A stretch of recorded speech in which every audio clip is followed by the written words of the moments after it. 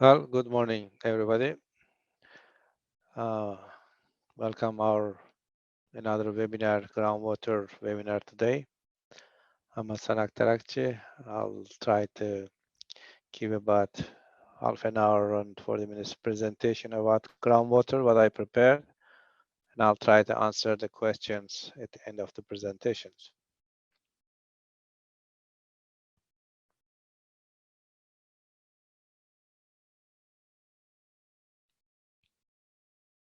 Okay, let's start with this. So I'll talk about a little bit, explain what we do, and then why do we need to do resistivity imaging for groundwater investigations for drilling targets? I'll show you some case studies, and then I'll show you also the little bit information about what software we use for this, and some additional resources available from our webpage where you can get those.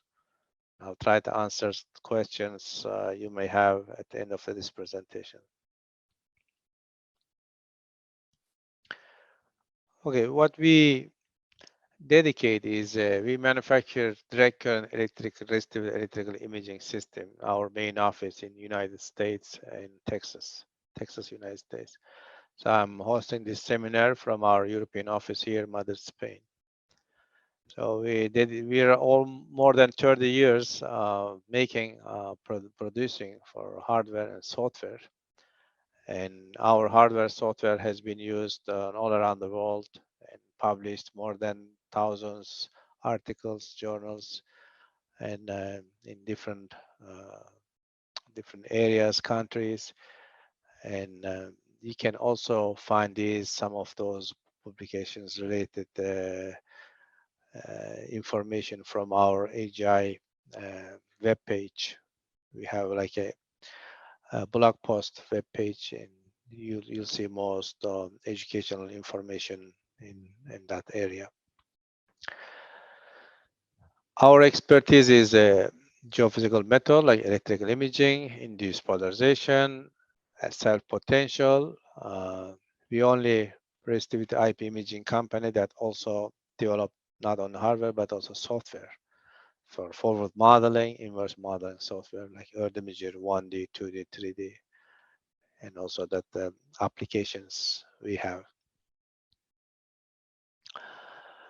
Our technical support is available anytime, and also you can get this support from our webpage, like help desk. I'll show you at the end, and those information all available through help page, help desk page, and you can also contact us anytime when you need any help.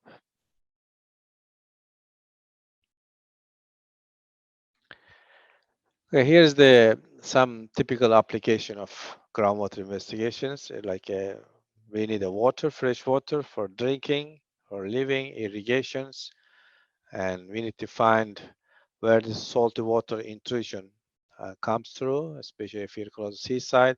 There is some salty water intrusion. You need to know that interface between fresh water and salty water. So you don't want to pump too much water, fresh water in summer, bring more salty water into your aquifer. So you need to know that limitations areas also. And some brine waters in the breakage water, it's some areas, you need to know where it is.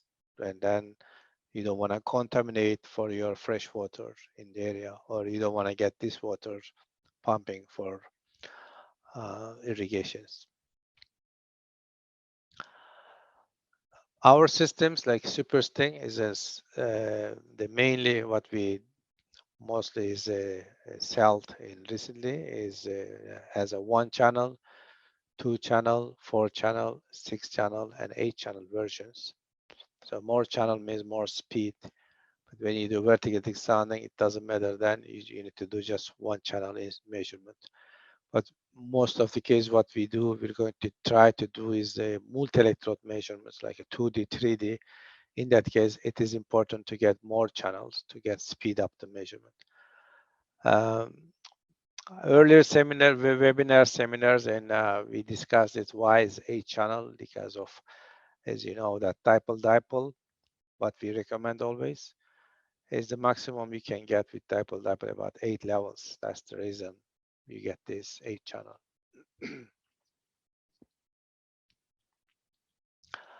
um, in all electrical imaging, a typical depth of investigation is about 20% of your the cable spread length or cable length generally. For example, you have a A-B spacing of Schlumberger sounding, maybe you have about 100-meter A and B spacing, then you'll get about 20 meters depth. But you have a cable spread is about kilometers, then you'll get 200 meters depth. So this typically you calculate depth of investigation using dipole array, for example, 20%, including gradient or Schlumberger will be about more or less same. You can get the best noise tolerant system in the market, which is Super Sting. And see, most of you already have this. You are experienced, I'm sure, and that you know what I'm saying about it. And because this has a good signal noise ratio, and you can detect, especially when you do dipole, we should do dipole. Very weak signal, useful signal can be measured with Super Sting. And system comes also with tablet and the tablet controller with wireless, and real time you can see in the field your measurement, your results, contact resistance, and everything. Okay, what do you do for groundwater? You drill to get fresh water, right? So you need to find where to drill, and then how deep you need to drill, how to drill. Sometimes either vertical, sometimes the horizontal. I mean the inclined, and how deep you need to drill. You need to know that. So if you don't do any resistivity imaging, you just drill. In that case, you end up dry holes. So then you're losing money, and you're losing your time, and then also all this risk factor will end up with dry holes, many dry holes. So you don't get your the final target. So to avoid these dry holes, you need to do resistivity imaging. So the resistivity imaging helps you to where to find those targets. So typically groundwater is located on the porous areas, right? Like a high porosities, high permeability is good targets for us to, because of the fluid will fill in inside the porous and then get out from the permeability to extract the water from there. So in such cases, you're looking for generally like a sand gravel beds and or hard rock fractures, like here on the image you can see is like a red colors, green is like kind of the sand gravel beds here, and if it is, for example, if it's very red, maybe that means there is no water inside. So depending on the red, what does it mean is, so like a high resistivity is generally like what we call it red, but how high those resistivities are, we need to see on the next case studies, the differences actually. But you're looking for this kind of information or fracture here, like which is discontinuity of these reds. There's a this discontinuity will give you some fracturized hard rock, like maybe limestone. There's fracturation, so there's where the pore is accumulated all the groundwater, and then you need to know where those targets are to get the water out from there. So to get these targets and to subtract the water from there, you need to do 1D sounding, 2D electrical imaging, or 3D electrical imaging. So when you do 1D electric imaging, you have limited information. I'll show you shortly. But when you do 2D electric imaging, you have more information. And in 3D, you have a control on whole every dimension in the electrical imaging, then you know exactly where to drill and how deep you need to drill. So in the studies, 1D, 2D, 3D, the crucial point I like to mention before showing the results, but the important thing to reduce the contact resistance, control the contact resistance during the field work. So contact resistance has to be controlled. You cannot just go and put the stakes and anti-ground and then start measuring. You have to check the contact resistance. So our system designed in such way that you can control with tablet every contact resistance for every electrode locations. Oops, go back. You can see here there are like a different images, shows like a more than one stakes here is connected each other to make larger surface area to reduce the contact resistance. Here putting water and then bentonite solution, making solution, pour this bentonite solution into ground and then make that good contact whole day, including following day. And the right side here in the bottom image shows after 24 hours, still that where the bentonite the solution pour in the ground still is wet and muddy. So you come sometimes you go to the field the day before, prepare this location, pour your bentonite solution, and then go next day, especially with high contact resistance areas. And then in that case, you can reduce the contact resistances. So when you prepare the day before, come next day, pour more water on top of it, or more bentonite solution, but just more water in that case, and it will become like a kind of the water, good contact, all during the measurement. So it will not, especially dry areas sometimes, if you put water, dry up. So if dry out, then you get a high contact resistance. In such cases, your contact resistance will be less and during whole survey. And sometimes you may need to put a ditch and put lots of water, more electrodes. This is especially for infinite electrode locations, important. So infinite electrode location, you need to prepare such area to make sure that whole during the survey, since this infinite electrode will be used current injection, it will dry up the ground. So in order to avoid that drying up, you need to put more water or bentonite solution.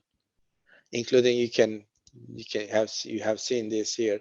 You can put some aluminum foil, like a 20 centimeters size, put in the ground, put in stakes top of it to increment and contact surface.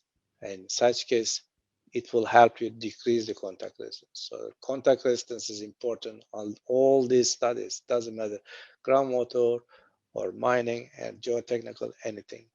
So this is the way you may reduce it. Some um, cemented areas in the city sites, and also you can use some conductive gels to reduce the contact resistances.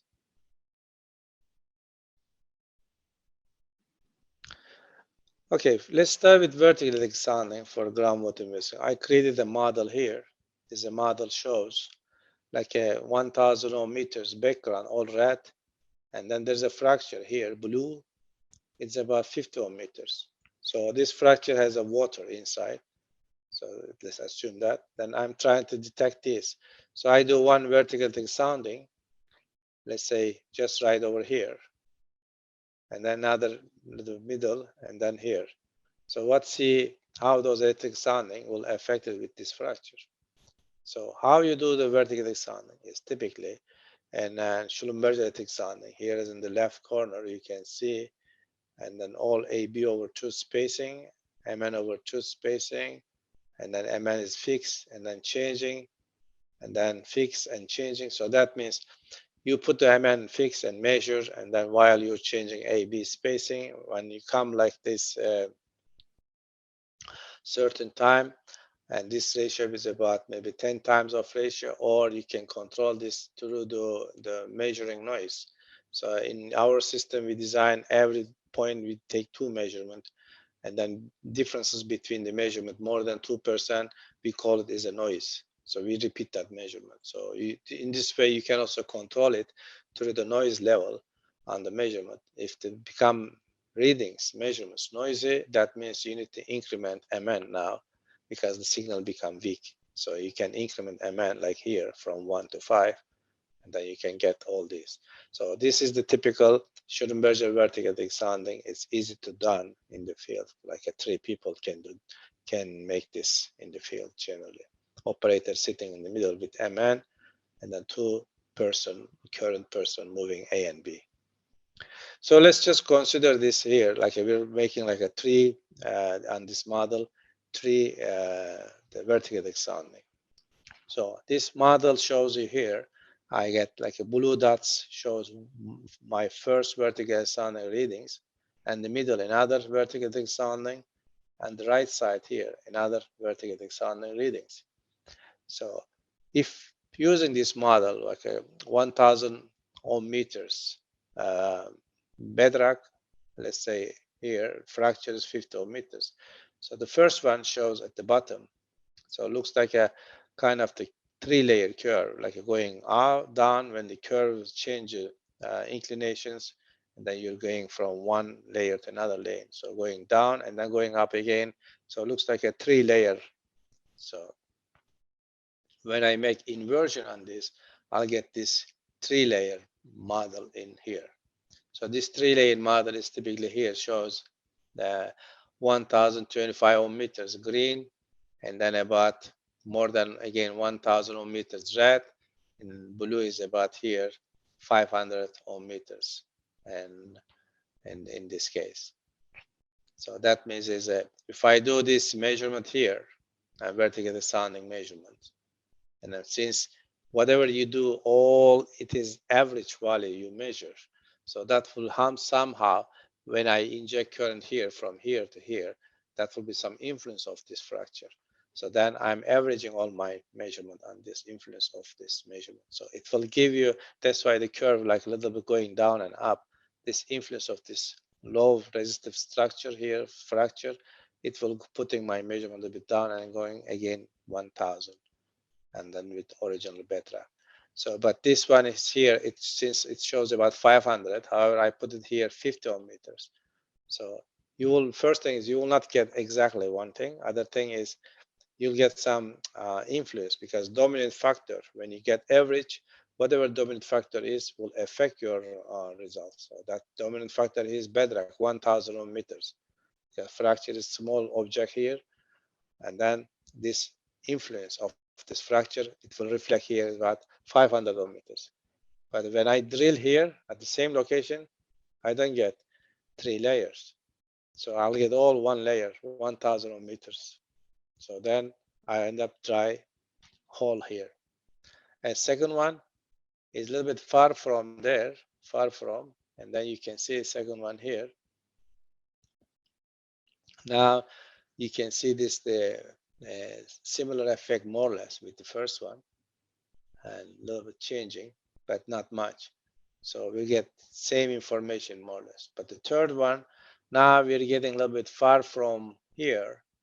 So I don't get any more blue effect. Here, like a blue and red, they are very close each other. Like a red one is about here, 1000 ohm meters, blue is about almost 900 or 950 ohm meters. So in that case, we're ending up maybe like a little bit changing, but not much. So it has a little bit influence, but has a less influence compared. So vertical and close to fracture, you have a little bit more influence of that results. But in all three, when I drill all three here, make drill hole, and I'll get all dry. So there is no water here. But if I'll have something here to drill, yes, I'll get some water. But doing just for this 3 measurement, it doesn't help me to find this target. It gave me different measurement results, but eventually they are when there is that location, you'll get everything same. So that's the reason we need to do 2D to avoid this kind of the problems. And typically 2D, what you do, you put multi-electrodes, like equal space electrode on the surface, multi-electrodes, and then you control with this prepare a measuring protocol tablet and put your instrument and then set up and start measuring.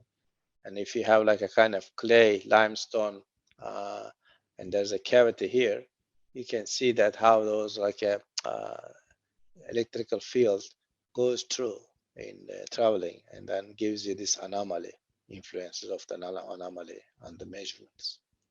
That's what we're trying to get in whatever we do. But 2D, it has a much better information you will obtain. Okay, let's show this to same model.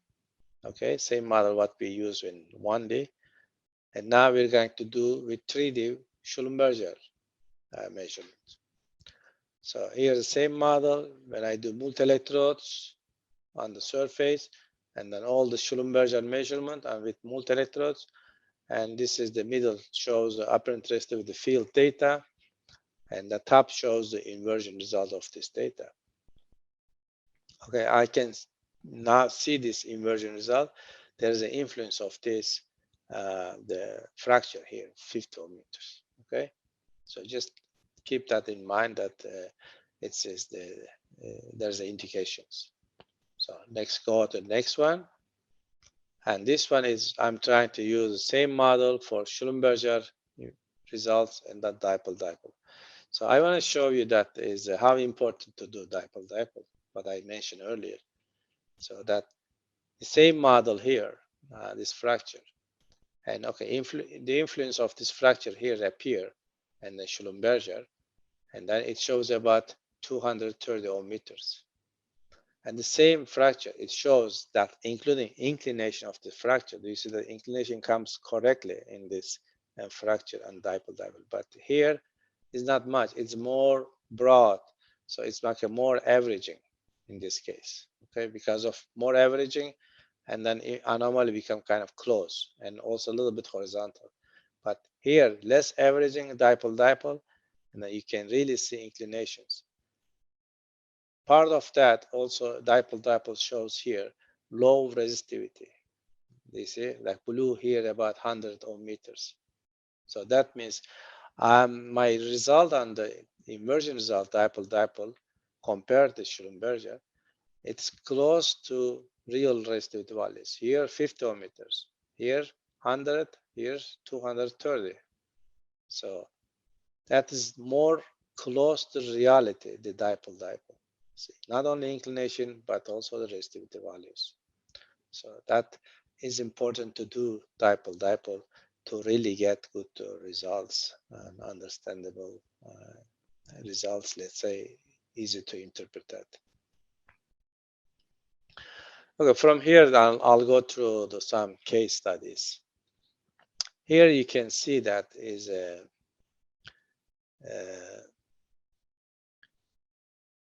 two case studies. At the top, there's a deep case study, deep groundwater investigations here. There's a 1,666 meters cable length on the top, which is 84 electrodes. At the bottom, we have just 275 meter cable length. Okay, with this one, it was recorded. The dipole-dipole, Wiener Schellenberger, and pole dipole array, three different arrays here, combine and make inversion. It will give about 650 meters. So if I only do dipole-dipole Schellenberger, I'll get about 20%. Since I'll do also the pole dipole, I'll get about almost 40% depth of investigation with pole dipole array here. So when you combine all of them, that's why I get about 640 meters depth of investigations. So what should I get from here? Okay, you can see that for always check with the color scale. This color scale shows that like a resistivity values between 2 ohm meters to almost 1,000 ohm meters. So background information also tell us that here they had lots of breakage water at the first 80 meters. And after 80 meters, when I reach about a little bit more depth, they end up with this limestone, massive limestone. They couldn't drill in the area. So we did this measurement, and then you can see first 80 meters, 100 meters, like a blue line here, which is very low resistive areas. So this very low here shouldn't be any water in this case. But then the very high resistives, more than 200 here, it's also shouldn't be water because these are like massive limestones. There is no permeability, no porosity in these massive limestones. As if when there is a fracture here, like this continuity of these reds, there is a fracturized here, alterated, fracturized, and then these also the same here. In this case, yes, the values is changing now. It's less than 200 meters. So beneath that is you get all about 50, 40 meters in the range. So this is typically where you're the groundwater in this case. So this aquifer is here beneath that limestones. So once you decide this information, and then you need to tell the driller where to drill. So best drilling target should be about this fracture zone. So you can drill from here. You can get from the water, from this fracture zone all the way down and into the aquifer. And then you decide which depth you want to drill. So during drilling, you decide where to stop here, generally. Then one other information you tell driller also that first 80, 100 meters is dangerous because of that uh, very low resistive, where the like a breakage water is. This breakage water area should be borehole, should be cased, not contaminated to groundwater aquifer here. So you subtract like a three different information, okay, where you need to put casing, where to drill, how deep to drill, and how to drill. The bottom image also shows is a typical like a high resistive. In this case, is the bedrock, highly resistive, more than 1,000 or 3,000 meters. You can see at the bottom, at the surface, closed surface, you see low resistive, which is typically soil and clay, about 30 meters, 40 meters maximum here. And then between here, there's a inside of the high resistive, the bedrock, there's kind of cavity located, which will be the aquifer probably located here. Resistivity value is about here, 150, 180 meters.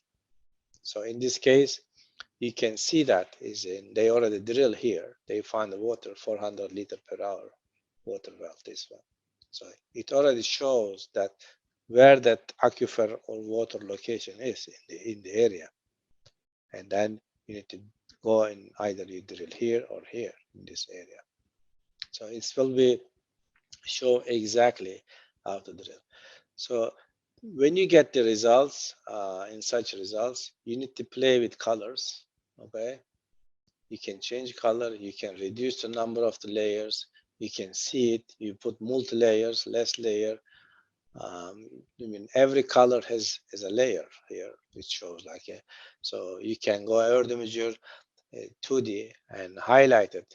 Okay, I'm not interested in here more than 700. I put everything more than 700, same color, I can put it. And I'm not interested in here less than 40 meters because for me it's not important. I'm not looking for clay or bedrock here. So I can really uh, put limitation on my color scale and then just concentrate between. So that will give you more where the water will be located in such case. It will help understanding and help interpretations. Here another examples is comes from Texas. Also is in Texas they have lots of the karstifications, and here's like a kind of limestone void areas. It shows very high resistivity values, and also here's the green like where the limestone is, and also this fracturized limestone here, low resistivities.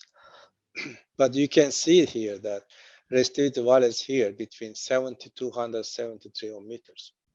So when you drill here is about, we're talking about 30 ohm meters on this where the water is. So they already drill here 100 gallon per minute water and get from this the borehole. So this is like a fracturized where the water you can subtract it. So the differences in these, all these, in you can see and different resistivity values, like for same groundwater, right? Same fresh water. Because fresh water can be between, let's say, 10 ohm meters to 100 ohm meters in the samples measurement. But here,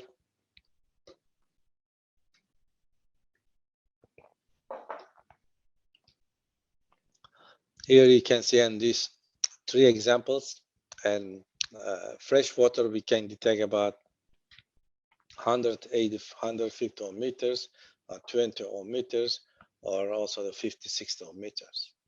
So that's like depending on all surrounding information. And remember that. So resistivity imaging, what we do is you get measurement, average measurement. Whatever the dominant factor is, it affects the results. So that same material can be different resistivity values for in different areas. And here another what the study shows that 2D study, freshwater lenses at the beginning and also freshwater springs here. But when you look at the resistivity values between 0.2 to 20 ohm meters. So why is this? Because this study is done to under the sea. You can see the cable going from land and go inside of blue line here, which is the seawater. So like we have a marine cable, you can use this kind of studies, put under the water, this cable, and then try to find the fresh water under the water, under the seawater. And this is the limestones here. There is a probably fresh spring water is located right over here. So when you look at it here, fresh water is here is about 10, 20 ohm meters. So we have seen these examples that fresh water, we can get it from maybe 10, 20 ohm meters to maybe a couple hundred ohm meters, depending on the area, depending on the surrounding information, depending on the dominant information. In this case, dominant information comes from salty water from top. The first case, dominant information come from that, second information come from that highly resistive bedrock. So it's all depending on the scenario, different results, different values is ending up the same material, fresh water.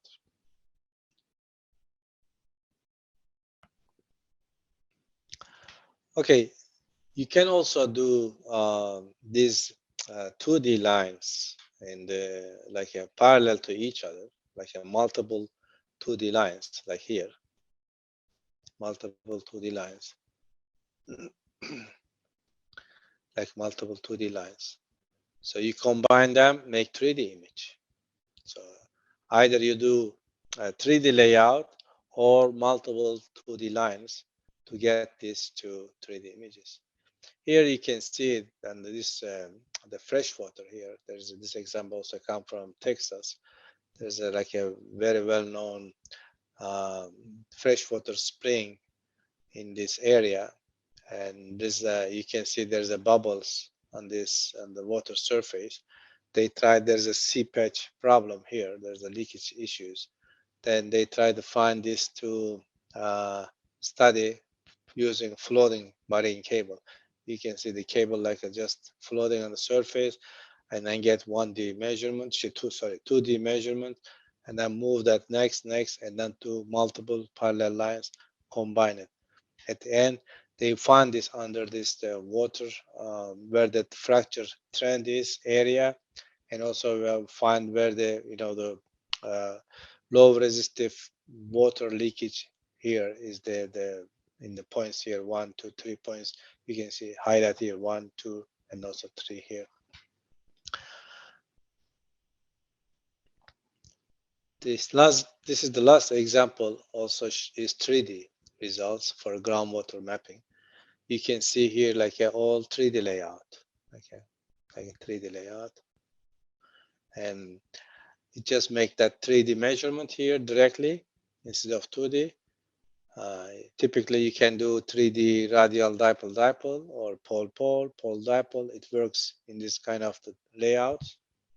And then here you can see there's a spring house in this here. And close the spring house, they have a paleo channel. So they locate this panel channel, making these 3D images. So you can see that 3D result. It shows how that anomaly, orientations, inclinations, locations, depth is changed. And then even if it Earth image 3D, it gives you that 3D contour mapping. It really shows you permits you enter inside of anomaly to see how that orientations and then direction of that anomaly. Let's say here, like highly resistive fracturized zone. If fresh water comes pass from here, so you know exactly how is that. Including you can do also rendering to get this location, exact location of this one. So 3D helps you more um, understandable and how the structure underneath. So how those orientations and depth and fracturized and inclinations, size, we really understand more. So if you have a chance to do, always go to from 2D to 3D. And well, if you don't have the option, then you stuck with 1D. And then you do multiple 1D, as you have seen that you end up most of the time dry holes. And to really get this, to avoid that dry holes, to get more in 2D and then 3D. That will really help to reduce that risk.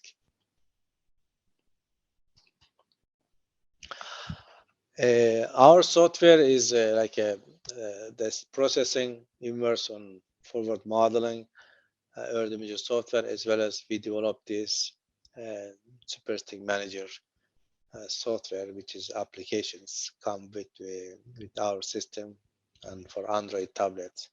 So it helps to control the data quality in the field, prepare measuring protocols, and to put the instrument, and then to control also that real-time display and color display of 2D apparent resistivity measurement in the field. So it will give you data quality control before picking up everything. So to make sure that all the data collected is good in the field. And once you're done, you can forward that data to computer. From there, you do a processing. Depending on your data, you do 1D, 2D, 3D, and 4D repeated measurement, like a processing of the data. Because all our imager we design, we make it flexible setting, and you can choose like change all setting, user define, however you like, or you can just go presetting like a 3-step, what we call it, just read data for you choose default setting and inversions, and then you can export your data in the for presentation and any different thing format actually.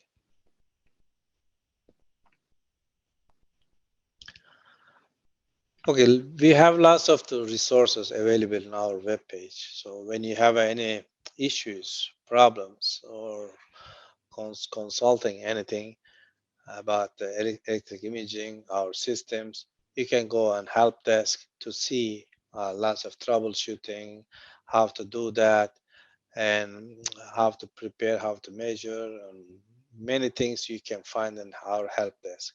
But of course, we're available here, free technical support anytime, but sometimes we're not available when you need it. So this is the help desk is 24 hours available. You can get it, that information anytime you need it. So before contacting us. And on our web page also, we have lots of the client case studies. Those are very useful for learning, understanding how those techniques applied, where it applied, how they apply, and what you get, how they interpreted it. That really help us understand, also compare with our cases. And part of that, in our webpage, you can find our AGI the Academy, which is like a blog post where you get lots of education information as well. Okay, now we start these questions. This is the first question. Is it possible to do geophysical vertical electric sounding method in hard rock areas for investigation fracture aquifers? How can we detect water filled fracture? Okay, I showed you this earlier in the model. There's like a highly resistive element. There's a fracture. There's a water in the fracture, and your 1D sounding, you can see that if it's not easy to get that fracture in the 1D electrical sounding. You do multiple electric sounding, sometimes you start misleading yourself because of information you're subtracting, not gives you exactly. Because 1D information is limited, very limited. Why? Because when you do measurement, you make a first thing is in all resistivity measurement is average measurement. So you're averaging everything, whatever you have around it. The second thing is a vertical sounding information, just like you're talking about 10, maybe 20 data points to describe whole area. If you have a fracture, it's not easy. It's sometimes impossible to describe it. In such case, it's important to do 2D informations, 2D measurements. Another question here, most lithologic formation interfere with each other in terms of resistance, I think, or resistivity, you mean. While they are different in terms of composition, how can we lithology of study area be correctly differentiated, recognized based on the analysis interpretation of West data, and also area that doesn't have a smooth relief? Therefore, what is the effect of result of geophysical? Okay, again, vertical sounding is I try to demonstrate is limitations. So you have to understand that limitation and then to do that with that limited information. So to want to improve this, okay, you have only for vertical sounding instrument, and you can try to do profiling maybe in that case. It may help. Or you may do multiple vertical sounding and then try to increment number of the data points in the area. So like let's say you have a 2D and then you do like a multiple vertical sounding, every sounding is location maybe 50 or 100 meter away. And then you try to combine all these information to do maybe 2D results, but that will be a long process.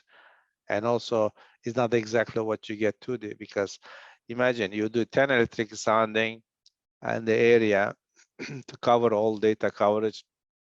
Every vertical sound has a 15 data points, and you end up 150 data points for 2D sections. But in the area, when you do 2D measurement, you end up in maybe in 1 hour is almost 1,000 data points. So that also the information timing is important to understand. Okay, in areas where there is no previous hydrologic data, how we can groundwater table detect it based on the geophysical sounding data analysis? Well, if you don't have any background information, and then you need to look at first the ground, how that geology is in the area, and try to understand the geology also. So that we're not like a only graphic person. We need to understand geology, or with our graphics has to tie up with geology. So that if we're not eligible on that, we end up wrong always in the most of the cases. So we need to understand that geology tied up our geophysical information. So geophysical information available, we need to interpret that correctly. To do that, we need to understand more or know a little bit more about the geology in the area. So when you do study in the area, look at around what kind of rocks, what kind of soils, at least that will give you some information. Maybe you can see some fractured and fault in the area. You can see some cavities. That will give you some indication that what you expect in the area. Then you try to get. But getting that information from just vertical sounding, not easy. So because vertical sounding is the method has gives everything horizontally infinitive layers. So in the reality is not that. So it's better to 2D always in that. So another question, is there any way, any limit of the voltage in resistivity survey? If the voltage value dropped 0.0 to 0.0, 0.03 volts. Well, I think you should say millivolts, 0.003 millivolts. Okay, that's considered good data. Well, depending on instrument. So in our instrument, and you can consider 0.001 millivolt is a good data for us, or is better 0.002 millivolt, and with our system is useful signals. Especially of marine data, you'll get sometimes very low signals, very good signals actually. But in the land, it's sometimes, yes, it's noisy, sometimes it's good, but most of times you can trust this information actually. There's a farmer from Kazakhstan, as we have over 2 hectare wheat, would be in cost of affecting getting one of your instruments. Okay, you can, in our system, you can use for groundwater studies and also the mineral deposits. And our systems and all electrical imaging and resistivity IP, SP measurement you can do not only for vertical depth sounding, but also that 2D, 3D electric imaging and resistivity IP mining investigations. You can do that. Okay, one question: how much training should a person have before using your equipment? Well, we do like the offer 2-3 days seminars, practically cover to how to use the system. But we do also have a web page available how to use our system. There we have some videos, some help tech informations. You can subtract from there, get from those how to use our system. But 2-3 days training, you'll cover up how to use the system. But getting practice by yourself to understanding maybe sometimes a little bit more time, because every study, every location has a good new experience. And so every time you learn something. But starting, I think couple days training will be good. So when you purchase our system, we offer this to 2 free technical training and 2-3 days, 3 days here in Madrid office and 2 days in Austin office. Okay, it is possible to sounding on the surface outcrops, for example, when there is a big area covered with outcrops. Well, it's you can do sounding, electrical sounding, wherever it's possible. No, that but to get the target location easily and understandable, I think we should consider always try to do 2D at least studies. So 2D studies will give you all kind of information, like even if you have a surface outcrops and a big area to cover. But when you come like a large area cover, in this case, you need to do multiple 2D lines to evaluate every 2D data, then later on 3D information, you can go through it. Okay, if the area is very hard and the basement, how can I insert electrode in this case? So that means is like one thing is if you're the hard rock, so you cannot insert electrodes. So, but sometimes if I have seen this, and I did myself as well, is in the city areas, there's let's say ground is in the inside of city or cement or asphalted. If they permit, you can make drill holes, small drill holes, and then put your electrodes inside. But in the field, there is always place you may find it in the, maybe put the inclination, I mean through the side of, because you don't have to be exactly in the field. Let's say you have a 10-meter electrode spacing, you can put electrode about after 10 minutes, 10 meters, maybe it's about 10% around that location. So you have maybe 1 meter before after, you can move a little bit. It will not affect too much on the measuring geometry. So try to find it. Sometimes in the area you can, even if you cannot put anything, so then you put your mud in the ground, or drilling mud and mud, clay, put your electrode top of it, and then it also help you to inject some current in the area. But for deep studies, you really need to increment that contact resistance. You need to find out this some let's say area in soil, putting soil on the top of it or bentonite solution to do that. So it's not easy. Yes, you maybe do that some areas. Okay, what is the depth of investigation for Sting R1 during vertical depth sounding? Sting R1 is our old instrument. It's a 25 amp the watt power output and 50 watt power output also with external batteries. So that instrument is already used for about a couple hundred depth of investigations, and we have clients used about up to 200 depth of 200 meters depth of investigation. You still can use some areas, and some areas maybe you can reach 200, some areas maybe you can reach only 100 meters. So, but it may be, even if there are areas can be used more than 200 meters in the Sting R1, but depending on the area. Okay, using Schellenberger array, what is the maximum depth able to investigate super Sting? So like a Schellenberger is typically like a 19% or 20% of A and B spacing. Some people believe 50%, but no, it should be about considered about 20%. So if you have a AB spacing a kilometer, and then you're investigating about 200 meters, sure. And some information will show under 200 meters, but it's not like a, you can really trust more on this. So typically depth of investigation should be considered about 20%. Doesn't matter